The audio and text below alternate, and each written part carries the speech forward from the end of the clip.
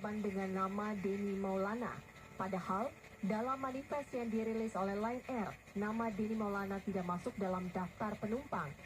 Namun kemudian Lion Air merevisi daftar jumlah kursi Lion Air yang menjadi penumpang pesawat JT610. Dari awalnya hanya 7 nama, Lion Air menambahkan nama Denny Maulana sebagai pramugara trainee yang turut dalam penerbangan tersebut. Harusnya sih sebagai passenger dia sudah masuk sebagai passenger, tapi belum teridentifikasi sebagai awak pesawat. Jadi kalau memang acting mereka itu sebagai passenger, bukan awak pesawat. Jadi kemungkinan tidak masuknya ke dalam daftar manifest?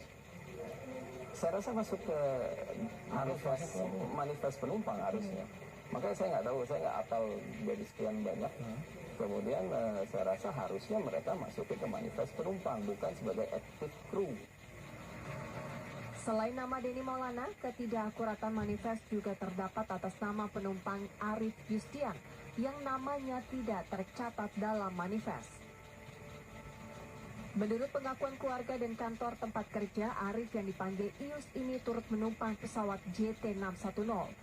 Dia ditugaskan kantornya untuk menggantikan penumpang yang mundur pada saat-saat terakhir.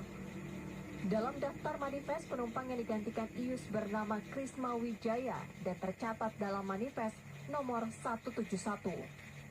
Hingga saat ini pihak Lion Air sendiri belum memberikan keterangan resmi terhadap amburadulnya manifest penerbangan JT610.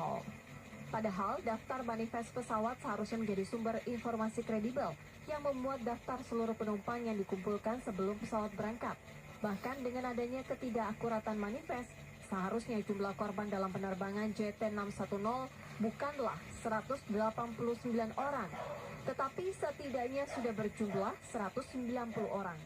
Tim TV One mengabarkan.